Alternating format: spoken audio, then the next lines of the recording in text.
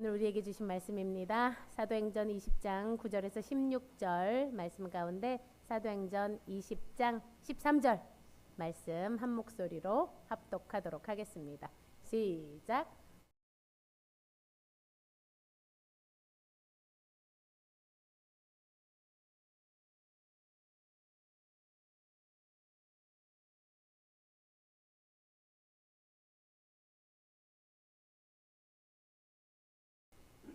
오늘은 앗소로 가는 길이라는 말씀으로 박철수 목사님께서 기도하고 말씀 전하도록 하겠습니다. 하나님 아버지, 은혜와 사랑과 감사를 드립니다. 아버지, 2박 3일 정교인 수련회 아버지 은혜 가운데 마칠 수 있도록 허락하심을 감사를 드립니다. 아버지, 저희가 섬기는 가운데서 저희가 소중한 존재임을 깨닫게 하시니 감사를 드립니다. 그 아버지 하나님 사랑을 저희가 가슴에 품고 날마다의 삶을 영위할 수 있도록 주님 인도해 주옵소서. 이 시간 함께해 주옵소서. 예수님 이름으로 기도드립니다. 아멘. 제가 그 두란노에서 신대원 가기 전에 두란노에서 2년 과정으로 훈련을 받았거든요. 2년 동안. 그때 이제 그 우리 정말 우리는 이제 행복했었는데 왜 그랬냐면은 한국에 있는 대한민국에 있는 정말로 좋은 신학대학원 교수님들을 우리가 찝어가지고 초청을 했거든요. 그러니까 교수진이 고정된 게 아니고 그 과목에 맞춰서 그 과목에 가장 최고로 권위자 이분을 모셔가지고 저희가 강의를 들었거든요. 그런데 이제 사복음서를 우리가 공부를 하다가 어디에 딱 멈췄냐면은 마태복음 한번 펴보실래요? 마태복음 27장 52절에서 53절 찾으셨으면 한 목소리로 시작. 무덤이 열리며 자던 성도들의 몸이 많이 일어나되 예수의 부활 후에 그들이 무덤에서 나와서 거룩한 성에 들어가 많은 사람에게 보이니라. 자, 이게 어떤 내용이냐면은 예수님께서 십자가에 못 박혀 돌아가실 때 성전 휘장이 위에서부터 아래로 찢어지고 동시에 어떻게 됐다? 무덤들이 열리며 자던 성도들의 몸이, 그러니까 무덤에 있던 사람들이 일어나서 그리고 바로 돌아다녔느냐? 그게 아니고 예수님이 부활하신 다음에 무덤에서 나와서 예루살렘 성에 들어가니까 많은 사람들이 보았더라. 자, 몇 가지 문제점이 있습니다. 예수님이 돌아가실 때 무덤이 열렸고 죽었던 사람들이 일어났습니다. 그리고 무덤에서 나오지 않았습니다. 3일 후에 예수님이 부활한 다음에야 무덤에서 나왔습니다. 그러니까 살아났는데 무덤에서 3일 동안 있었어요. 그리고 예수님 부활 후에 무덤에서 나와서 예루살렘 성을 돌아다녔다. 사람들이 그걸 목격을 했다. 자, 학생들이 질문했습니다. 교수님, 그러면은 이게 부활입니까? 소생입니까? 그렇게 질문했어요. 교수님은 뭐라고 대답할게요? 역으로 질문하시더라고요. 그러면은 이때 살아난 사람들이 안 죽었다는 구절 성경에 있습니까? 이때 살아난 사람들은 전부 죽었다. 부활하고 소생하고 다른 게 뭐다? 부활은 살아나면은 안 죽는다. 그런데 소생은 살아났더라도 죽을 때가 되면은 죽는다. 그게 부활하고 소생하고 다른 점이다. 그러니까 흔히 잘못 생각하면 마태복음 이 맥락에서 이게 부활로 착각할 가능성이 있습니다. 그런데 이건 부활이 아니고 소생이다. 쟤도 다 끝난 걸 아는 모양이네요. 제가 왜 이 말씀을 드리냐면은 유사 이래로 죽었다고 살아오는 사람들이 꽤 있습니다. 엘리야, 엘리사도 죽었던 과부 아들을 살려냈습니다. 예수님도 살려냈잖아요. 그죠? 나사로도 살려내고, 그리고 과부 아들도 살려내고, 회당장 야이로의 딸도 살려냈잖아요. 베드로도 죽었던 다윗 아들 살려냈습니다. 그죠? 그리고 바울도 유두고를 살려냈습니다. 자, 그러면 이 사람들이 부활한 걸까요? 소생한 걸까요? 소생한 겁니다. 살아났지만은 병도 걸리고요. 죽을 때가 되면은 죽고요. 부활하고 소생은 다릅니다. 그런데 지금 우리 현실을 보면은 문화라는 게 그 기본 베이스가 뭐죠? 지금 문화의 기본 베이스. 요괴, 마법, 환생, 전생, 빙의. 이게 이제 큰 테두리로 영적인 게 기본 소재가 되어 있습니다. 특히 영적인 가운데서도 악령에 대한 거. 이게 소재가 되어 가지고 전부 거기에 빠져 있습니다. 은행나무 침대? 은행나무 이야기? 저기 환생약 하는 그거 있었잖아요. 그런 것들. 그 다음에 지금 그 뭐 앱툰을 영화로 만든 그런 그것도 지금 소재가 전부 그런 거잖아요. 세상이 지금 어떤 세상이다? 악한 세상이다. 그래서 악한 영적 존재들을 뭘로 승화를 시켰다? 예술로, 문학으로, 그리고 영화로, 노래로 승화시켜서 그걸 퍼뜨리고 있다. 거기에 우리가 알게 모르게 젖어 있다. 지금 상황이 그렇습니다. 그런데 유사 이래로 부활하신 분이 딱 한 분 계시다. 누구? 예수님.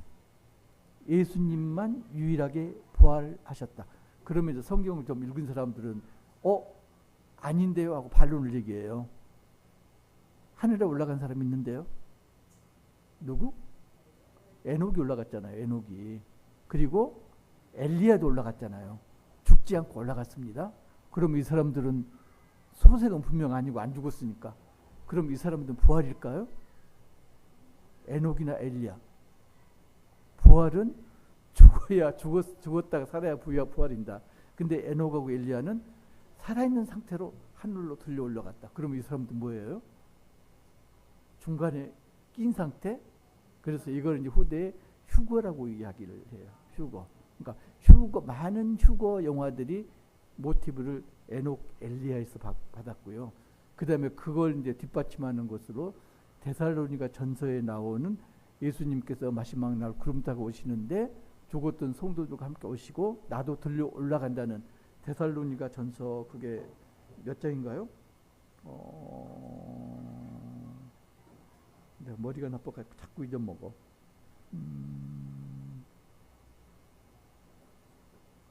4장에 나왔던 것 같아요. 아무튼 데살로니가 전서 보면 이제 그런 이야기 나옵니다. 그래서 그러면 휴거란 게 정말로 있을 것인가?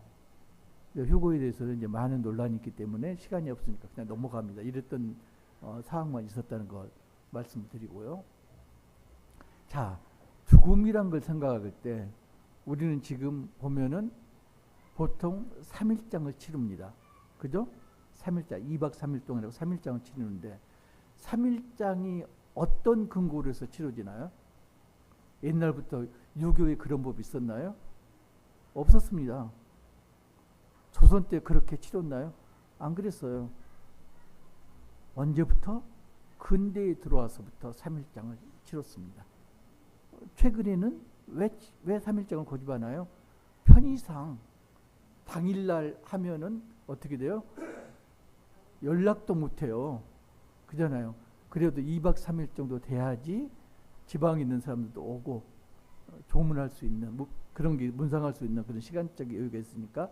근데 그걸 넘어가면 이제 힘들어요. 그래서 편의상 3일장을 치릅니다. 유대에서는 어땠을까요? 유대에서 나사로가 죽은 지 4일 만에 무덤에서 예수님이 살려내셨잖아요. 유대에서도 3일장을 했을까요? 유대에서는 당일 장례를 치렀습니다. 더운 지방이기 때문에 죽자마자 부패가 시작돼요. 그래서 사도행전 6장 보면은 아나니아와 삽비라가 죽었을 때 바로 들고 가서 장사 지내잖아요. 이 사람들은요, 당일장 하루를 넘기지 않았습니다. 왜요? 지금 이유가 그게 하나가 이유가 있고요. 또 하나는 유대인들은 율법의 정결제를 지키잖아요. 시체를 만져서도 안 되고, 그죠? 피를 묻혀서도 안 되고. 그래서 내 가족이지만 죽으면은 부정한 거예요. 그래서 접촉하기 전에 장례를 치르죠. 그런데 재밌는 게 여기 이제 조심하셔야 될 분이 저를 비롯해서 몇 사람 있는데 살찐 사람이 문제가 돼요. 살이 많은 사람이. 유대인들 관점에서는 죄가 어디에 있다? 살에 있다. 이렇게 여겼습니다. 그래서 이 사람들은 뼈만 있으면은 나중에 부활할 때 온전한 육신을 얻을 수 있다. 이렇게 여겼습니다. 중요한 건 살이 아니고 뼈다. 그래서 이 사람들 장례를 2번 치릅니다. 한 번 장례는 매장을 해요. 그러면 살이 썩잖아요. 1년 후에 백골만 남은 걸 2번째 장례를 치릅니다. 열왕기나 역대 거기에 보면은 열조에게 돌아갔다는 이야기가 많이 나와요. 어떤 왕이 죽어서 열조에게 돌아갔더라.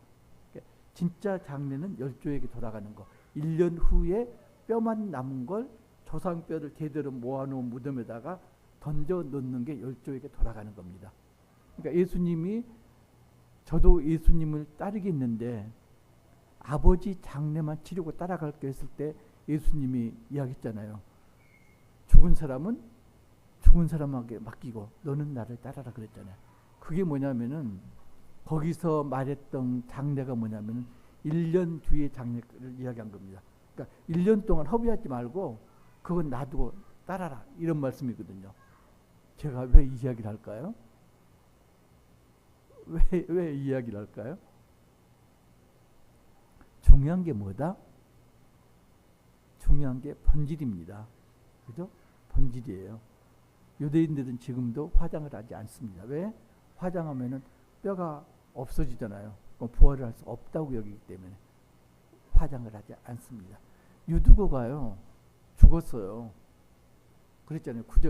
지난주에 우리 9절 봤잖아요. 어디서 죽었다? 3층 창틀에 앉아 있다가 돌다가 떨어져서 죽었다. 그런데요, 사람들이 죽었다는 소리를 듣고 우왕좌왕합니다. 그러면은 죽었다는 사망 선고를 누가 내렸을까요? 유두가 떨어졌다. 사람들이 몰려들었다. 얘 심상치 않아. 그럼 우리가 어떻게 하나요? 응급 상황이다. 119 전화를 해야 되잖아요. 근데 이 당시에는 전화가 있었다 없었다? 없었다. 119도 없었다. 병원도 없었다. 그러면은 누가 죽었다를 판별을 하나요? 바울이? 누가가 같이 있었잖아요. 의사 누가가 죽었습니다. 그러니까 사람들이 더 이제 소란스러워질 때 누가 나타나요? 바울이 나섭니다. 그리고 바울이 어떻게 하나요? 10절 보면은 내려가서 그 위에 엎드려 그 몸을 안고 말하되 조용히 하시오. 아직 안 죽었어. 자, 비록 제자지만은 누가는 누구다? 의사예요, 신분이. 근데 의사가 사망 선고를 내렸는데 바울이 부정을 합니다. 아직 안 죽었어. 소란 떨지 마. 그리고 어떻게 한다고요? 그 위에 엎드려 그 몸을 안고 말한 겁니다. 엘리야도 그랬고요. 엘리사도 그랬고, 죽은 과부의 아들을 살려낼 때 몸 위에 몸을 포개고 기도를 했습니다. 지금 바울도 똑같은 행동을 하고 있습니다. 나중에 보면은 예수님이 살려내잖아요. 예수님 어떻게 살려냈었어요? 일어나라 그랬잖아요. 달리다 굼 소녀야 일어나라. 말씀으로 소생시켰잖아요. 베드로는 어떻게 했나요? 베드로가 다비다를 소생시킬 때도 기도해서 이렇게 세웠습니다. 그러니까 대부분을 보면 소생시킬 때 몸을 포개고 손을 포개고 몸을 포개고 하고 기도해서 소생시켰습니다. 혹시 누구 죽은 사람 있으면 한번 해보세요. 믿음이 있어야 돼요. 그걸 믿음이 없으면 안 되죠. 죽은 사람 몸이 엎드려서 손과 손을 마주하고 몸을 마주하고, 엘리사는 거기에 하나 더 입과 입을 마주하고, 그리고 혼이 돌아오기를 하나님께 기도하니까 살아났더라. 그래서 어떻게 됐나요? 그 다음에 바울이 어떻게 합니까? 살아났는지 어쨌든 여기서 중요한 게 뭐냐면 유두고가 언제 살아났다는 이야기가 없어요. 즉시 살아났는지 1시간 뒤에 살아났는지 기록되지 않았습니다. 아무튼 바울은 자기 할 일을 끝마치고 어떻게 했다?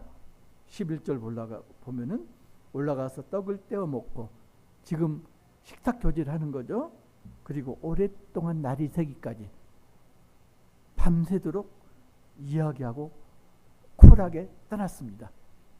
내가 만약에 죽은 사람을 살려냈다면 도취돼가지고 나 이런 사람이야, 저는 그랬을 것 같아요. 근데 다행히 바울은 거기에 연연하지 않고 그냥 쿨하게 떠납니다. 그래서 사람들이 12절 보면은 살아난 청년을 데리고 가서 적지 않게 위로를 받았더라. 왜 위로를 받았을까요? 살아나서? 죽었던 사람이 살아나서 위로를 받았을까요? 이 사람들은 어떤 사람이다? 예수님이 재림할 때, 마지막 때 부활의 소망을 품고 사는 사람들입니다. 그런데 목전에서 뭘 목격을 했다? 죽었던 사람이 소생하는 걸 목격을 했다. 그래서 부활에 대한 소망이 확고히 됐다. 그래서 기뻤다. 그래서 유독으로 말미암아서 정말로 신앙의 큰 위로를 받았다. 자, 이제 지금부터 이제 문제로 들어갑니다. 자, 바울이 지금 유들고를 살렸는데 유들고를 살린 기간을 살펴보면은 이게 좀 이상한데? 자, 보세요. 바울 살리기 이전에, 자, 6절 우리가 한번 볼까요? 20장 6절 한 목소리로 시작. 우리는 무교절 후에 빌립보에서 배로 떠나 닷셈만에 드로아에 있는 그들에게 가서 이레를 머무니라. 5일 동안 배를 타고 와서 일주일 동안 드로아에 머물렀습니다. 그냥 읽으면 아무렇지도 않아요. 그죠? 아, 그랬나 보다. 5일 동안 배 타고 와서 일주일 동안 드로아에서 사람들과 교제를 했나 보다. 이렇게 생각할 수 있는데 16장 보시면은 16장 11절 12절 보시면은 찾으셨나요? 자, 한 목소리 시작. 우리가 드로아에서 배로 떠나 사모드라게로 직행하여 이튿날 네아폴리로 가고 거기서 빌립보에 이르니, 자, 드로아에서 빌립보까지 얼마 걸렸다고요? 이틀, 1박 2일 걸렸습니다. 네아폴리는 어딘가 하면은 빌립보의 외왕, 그러니까 빌립보에서 한 16km 떨어진 외부에 있는 항구가 이제 네아폴리입니다. 그러니까 빌립보로 갈 때는 드로아에서 이틀 걸렸습니다. 근데 똑같은 백길인데 빌립보에서 드로아 올 때는 얼마 걸렸다고요? 5일 걸렸습니다. 자, 만약에 육지로 왔다면은 도중에 별별 일이 다 있었겠죠. 복음이 필요한 도시에 들어가서 복음을 전했을 수도 있고요. 갑자기 강도를 만날 수도 있고, 갑자기 아픈 사람을 만나서 그 사람을 간호하다가 뭐 3일 더 지체할 수도 있고. 근데 여기가 어디다? 에게해 바다입니다. 바다에서 5일 동안 뭐 했을까요, 도대체?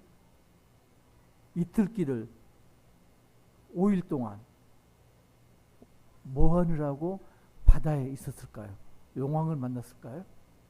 아니면은 물고기를 낚았을까요? 하나밖에 없습니다. 풍랑이 일었다. 풍랑 많이 나타나죠. 요나들 봐도 풍랑 나타나고, 나중에 바울이 로마에 압송될 때도 유라굴라 광풍이 불어갖고 표류하고 그러잖아요. 그리고 예기보다 더 적은 어디? 게네사렛 호수에서도 예수님이 풍랑을 만나잖아요. 충분히 풍랑을 만날 만한 요건이 되는 거죠. 풍랑 때문에 뱃사공들이 배를 조종 못해서 5일 동안 죽을 고생을 한 거죠. 제가요, 우리의 중학생 때 제주도로 갔어요. 제주도 가면은 안 빠뜨린 게 뭐죠? 잠수정 타고 물고기 구경하는 거잖아요. 그 잠수정을 탔어요. 용기 100배에서. 그리고 모든 사람이 물고기를 구경할 때 나는 배멀미 때문에 정신을 못 차렸다. 한 10여 분 남짓 하잖아요. 그리고 잠수정에서 나와서 하루 종일 정신을 못 차렸다. 10분 잠수정 타고도 흔들리지 않는, 그러고도 하루 종일 시달렸는데, 바울은 지금 풍랑에 5일 동안 거의 죽을 뻔한 거죠. 그래서 드로아의 그 상태로 도착했습니다. 아마도 도착한 시점이 일요일 있을 거예요. 토요일이나 일요일. 그런데 도저히 설교할 그런 상태가 아니었던 거죠. 바울의 애초 계획은 아마도 빌립보에서 떠나서 이틀이면은 드로아에 도착하니까 교제를 하고, 그리고 성찬식을 하고 예루살렘으로 가면 되겠다. 계획을 그렇게 분명히 세웠을 겁니다. 성경에는 안 나오지만은 쭉 문맥을 보면은. 그런데 지금 어그러집니다. 이틀길이 5일로 어그러졌습니다. 그리고 드로아에 도착해서 바로 출발하지 못했습니다. 몸이 도저히 그 상태가 아니야. 일주일이 회복 기간이 걸렸습니다. 그리고 그게 일주일이 우연일까요? 설교를 하는데 유두고란 청년이 창틀에서 떨어져 죽었습니다. 우연히 죽었을까요? 그리고 바울이 유두고를 소생시켰습니다. 우연히 소생시켰을까요? 자, 우리가 여기서 알 수 있는 건 사람의 시간과 하나님의 시간은 같다, 다르다? 다르다. 바울은 지금 세세하게 계획을 세웠습니다. 이틀길 3일 머무르고 에베소를 거쳐서 예루살렘으로 간다고 계획을 세웠는데 배에서부터 어긋납니다. 이틀길이 5일길로 변했습니다. 그리고 드로아에서 바로 말씀을 전하지 못하고 일주일을 알아 누웠습니다. 그리고 전혀 예상치 못하게 유두고가 3층에서 떨어져 죽었습니다. 자, 그러면 하나님의 시간은 누구에게 맞춰져 있었을까요? 바울에게 맞춰져 있습니까? 유두고에게 맞춰져 있습니까? 하나님의 시간은 유두고에게 맞춰져 있습니다. 바울이 풍랑을 만난 것도요, 이틀길을 5일 걸려서 온 것도 우연이 아닙니다.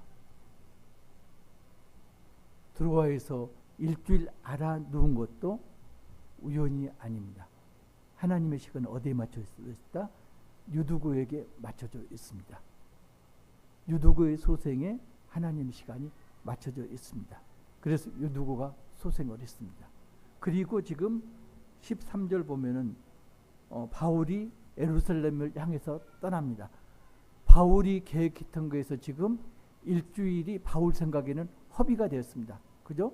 드로아에서 일주일을 허비했어요. 마음이 급할까요? 안 급할까요? 마음이 급합니다. 그게 어떻게 나타나냐면 16절 한 목소리 시작. 바울이 아시아에서 지체하지 않고 에베소를 지나 배 타고 가기로 작정하였으니 이는 될 수 있는 대로 오순절 안에 예루살렘에 이르려고 급히 가미래라. 아마도 처음에는 에베소에 들리려고 했는데 일주일을 지체해가지고 에베소 제끼고 바로 가자. 지금 급합니다. 급한데 바울이 엉뚱한 행동을 합니다. 자, 13절 보면은 우리는 앞서 배를 타고 앗소에서 바울을 태우려고 그리로 가니. 자, 일행하고 헤어집니다. 바울이 너희들은 앗소로 배를 먼저 가 있어. 배 타고 앗소로 먼저 가 있어. 왜요? 바울은 나는 혼자 걸어서 앗소로 갈게. 근데 드로아에서 앗소까지 거리가 얼마다? 32km다. 32km면은 하루길이다. 배로 가면은 몇 시간으로 갈 길을 자기 일행들은 먼저 배로 보내고 바울 혼자 앗소를 향해서 걸어갑니다. 지금 바울이 예루살렘에 급히 가기 위해서 에베소마저 들리지 않고 지금 가는 길입니다. 그런데 시간이 어디가 있다고 시간을 허비하면서 앗소로 가고 있을까요? 왜 앗소로 가고 있을까요? 궁금하지 않으세요? 저는 굉장히 궁금했어요. 아무것도 안 나와요. 그냥 걸어서 앗소로 간다고 그렇게만 나와요. 얼마나 궁금해요. 왜 앗소로 자기 제자들은 배로 보내고 혼자서 앗소로 32km 하루길을 걸어갈까? 그것도 5일 동안 죽을 고생을 하고 일주일 만에 겨우 회복됐는데 온전치 못한 몸으로 왜 하루길을 구태여 혼자 걸어갈까? 궁금하잖아요. 그런데 일주일 하면 어떤 게 생각났어요? 예수님이 십자가에 못 박히기 위해서 예루살렘에 오셨을 때 예루살렘에 머문 기간이 며칠? 일주일이었다. 예수님은 십자가에 못 박혀서 누구를 위해서? 우리를 위해서, 우리 죄를 위해서 십자가에서 못 박혀 죽으시고 피를 흘리셨다. 그죠? 바울은 드로아에 일주일 머물면서 유두고를 살리기 위해서 피를 묻혔다. 맞아 들어가지 않아요? 드로아에 머물렀던 일주일은 바울이 허비한 시간이 아니라 예수님을 닮아가는 바울의 시간이었습니다. 그리고 일주일 동안 바울이 깨달은 거죠. 나는 예수님의 뒤를 정말로 따라가야 돼. 그 전에도 이야기했잖아요. 나는 예루살렘을 거쳐서 로마까지 가야 하리라. 이렇게 결심했지만은 다시 한번 결단하는 그 시간이 언제다? 앗소로 가는 길입니다. 앗소로 혼자 가는 길. 예수님 뒤를 따라가는 길은요, 전혀 즐겁지 않습니다. 웃으면서 갈 수 있는 길이 아닙니다. 고난의 시간이고요, 고뇌의 시간입니다. 그 길을 가면서 바울은 예수님의 뒤를 따르기로 결단을 합니다. 나중에 보면요, 바울이 이야기를 해요. 20장 22절 23절 보면은 보라 이제 나는 성령이 메어 예루살렘으로 가는데 거기서 무슨 일을 당할는지 알지 못하노라. 오직 성령이 각 성에서 내게 증언하여 결박과 환란이 나를 기다린다 하시나. 각 성에서 성령이 나타나. 우리가 성령 나타난 거 안 건 몇 번 안 되잖아요. 근데 지금 바울은 각 성에서 성령이 나타났다고 이야기해요. 그러니까 기록하지 않은 나머지도 성령이 바울에게 말씀하신 것이 있었을 것이다. 이렇게 추론이 가능하죠. 근데 골자가 뭐다? 결박과 환란이 너를 기다릴 것이다. 자, 지금 예루살렘에 가는 길은 어떤 길이라고요? 결박과 환란이 기다리는 길. 예수님이 예루살렘에 올라가실 때 기다리는 건 뭐다? 십자가 죽음이 기다리고 있었는데 예수님은 십자가를 향해서 예루살렘으로 들어가셨고 십자가에 매달리셨습니다. 바울 또한 지금 마찬가지입니다. 내가 예수님의 뒤를 따르겠다. 마지막 결단의 순간이 지금 앗소로 가는 길입니다. 유두고가요. 유두고 하면 또 할 말이 많은데 시간이 그러네. 유두고가요. 왜 창틀에 앉아 있었을까요? 물론 이제 비좁아서 앉을 곳이 없어서 창틀에 앉았다. 그런 것도 하나가 이유가 될 수가 있어요. 그런데 또 다른 이유가 없을 건가? 창은 어떤 곳이죠? 실내와 바깥 세상 경계선. 그럼 창틀에 앉아 있으면 어떻게 해요? 공동체에 속해 있으면서 바깥 세상을 볼 수 있는 곳. 그 이야기는 뭔가요? 바깥 세상을 여전히 버리지 못한 상태. 한 발은 공동체에 걸치고 한 발은 어디에? 세상에 걸쳐 있는 상태. 우리 교회는 그런 사람이 없겠지만은 일반적인 교회 보면요. 뒷문, 출입구 가까이 앉기를 즐겨하는 사람이 있어요. 왜? 세상하고 가장 가까운 곳이 출입구거든요. 저는 어디 앉았을 것 같아요? 저는 저기 목사 안수 받기 전까지 제가 이제 제2교회에서 5년 동안 장로를 했는데 목사 안수 받기 전까지는 가장 앞에 앉았어요. 그리고 목사 안수 받은 다음에는 앞에 있는 게 정말로 부담스러워 가지고 가장 마지막 줄에 앉았거든요. 옛날 목사님도 공통적으로 하는 말씀이 있습니다. 신앙은 뭘 맞으면서 큰다? 목사의 설교할 때 튀기는 침을 맞으면서 자란다. 앞자리가요. 정말로 소중한 자리입니다. 앞자리가 어떤 자리라고요? 출입구에서 가장 먼 곳, 공동체에 가장 깊숙이 들어온 곳, 이게 앞자리입니다. 그런데 출입구에서 창문에서 창문 앉아 있는 사람이 있어요. 아우리치를 가보면은 실내에 앉을 자리가 있는데도 불구하고 꼭 창에 앉아 있는 그런 청년들이 있어요. 그 청년들은 뭐다? 세상으로 가고 싶은데 몸은 억지로 지금 붙들려 있는 그런 사람들. 잘 보셔야 됩니다. 누가가요 이걸 기가 막히게 기록했습니다. 지금 우리 번역본에는 9절에 나오는 청년하고 12절에 나온 청년 똑같이 청년으로 번역을 했습니다. 언어로 보면은 다릅니다.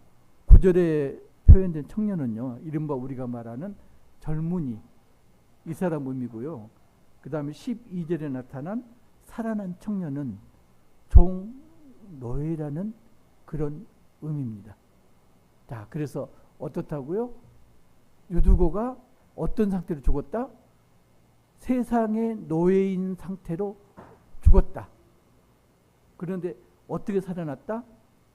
주님의 종으로 다시 살아났다. 세상 종이 주님의 종으로 살아났다. 이걸 누가가 말하고 싶어서 그냥 단어를 달리한 거예요. 9절의 청년, 12절의 청년. 그게 다릅니다. 여러분들요. 여목사님도 그렇고 항상 그러잖아요. 맨날 죽으라고 그러잖아요. 그게 어떤 걸 죽으라고요? 세상적인 종. 어차피 세상에 살면 누구의 종이다? 사탄의 종이잖아요. 세상 종에서는 빨리 죽어야 됩니다. 그리고 누구의 종으로 거듭나야 된다? 예수님의 종으로 거듭나야 된다. 유두고 사건은 지금 그게 들어 있습니다. 자, 그런 걸 안고 지금 바울이 앗소를 향해서 갑니다. 그리고 드디어 앗소에 도착해서 우리를 만나니, 자, 제자들하고 만났습니다. 지도 한번 띄워주실래요? 드로아에서 앗소까지 32km 길입니다. 제자들은 지금 드로아에서 배를 타고 앗소로 왔습니다. 바울만 앗소로 걸어왔습니다. 그리고 앗소에서 이제 배를 타고 미둘레네 섬을 지나서, 미둘레네 섬 하면은 그냥 여기 미둘레네 섬이라고 써 있는데 이게 원래 이름은, 미둘레네는 도시 이름이고 섬 이름은 레스보스래요. 레스보스 섬. 레스보스 섬의 중심지가 미둘레네. 레스보스 어디서 좀 들어본 것 같잖아요. 레스보스, 레즈비언. 6세기에 사포라는 여자 시인이 있었는데 남편이 죽은 다음에 사회 운동을 했어요. 어린 여자아이들을 모아가지고 예술 활동을 했습니다. 그러니까 사람들이 손가락질을 한 거죠. 동성애자들. 그게 이제 어디서? 레스보스 섬에서. 그래서 레즈비언이라는 말이 거기에서 유래됐다. 예, 이런 맥락이 있습니다. 그게 중요한 게 아니고요. 그 다음에 기호섬을 지나서 사모섬을 지나서 반모섬? 어디서 많이 들었는데? 예. 저기 세례 요한 말고 사도 요한이 유배를 간 곳, 요한계시록 쓴 곳이 반모섬이죠. 그리고 어디에 도착했다? 밀리도에 도착했다. 밀리도는 에베소 가까운 곳입니다. 그런데 에베소를 들린다 안 들린다? 안 들리기로 작정을 했다. 왜? 오순절 안에 예루살렘에 이르려고 급히 갔기 때문에. 말씀을 이제 정리를 합니다. 여러분에게 있어서 앗소는 어디입니까? 앗소로 가는 길. 여러분에게 있어서 앗소로 가는 길은 어디입니까? 행여라도 아직도 소생한 유두고 말고 죽기 전에 유두고 상태로 있는, 우리 교회는 그런 분 없겠죠? 그런 분이 있다면은 공동체 내로 힘들지만 한 걸음씩 들어오는, 깊숙이 들어오는 그 과정이 앗소로 가는 길입니다. 우리는 이제 대부분 소생한 유두고잖아요. 그러면은 소생한 유두고가 할 일은 뭐죠? 주님의 종으로서 날마다의 삶을 사는, 그게 쉽지 않아요. 그죠? 그 길이 앗소로 가는 길입니다. 내가 남편을 위해서, 아이를 위해서, 가족을 위해서 기도를 하고 있다. 우리 가족의 구원을 위해서 기도하겠다. 그러면은 그게 쉽나요? 날마다 그들을 위해서 기도하고 섬기는 과정이 결코 쉽지 않습니다. 날마다의 희생이, 내 희생이 필요한 그 과정이, 날마다의 삶이 앗소로 가는 길입니다. 앗소로 가는 길이 어떤 길이라고요? 바울이 예수님을 따라서 죽기로 결단한 길. 어차피 우리는 어디로 가야 돼요? 예수님을 따라서 죽으러 가야 돼요. 그러면은 등 떠밀려서 억지로 죽으러 갈 수도 있고요. 그렇지 않고 기쁜 마음으로 죽으러 갈 수 있습니다. 여러분은 어떤 걸 택하실래요? 등 떠밀려서 억지로, 아니면은 기쁘게? 우리 모두는 지금 앗소의 길을 걷고 있습니다. 앗소의 길이 끝나면은 어떻다고요? 영광의 그런 시간이 기다리고 있나요? 앗소의 길이 끝나면은 또다시 고난이 시작됩니다. 이제 어떻게 해요? 환난을 당하고 결박에 매어서, 그리고 예수님을 뒤따라서 순교하는 그 길이 기다리고 있습니다. 절대로 기쁜 길이 아닙니다. 그죠? 그렇지만은 가야 할 길, 모두가 우리 기쁘게 앗소의 길을 갈 수 있기를 주님의 이름으로 축복합니다.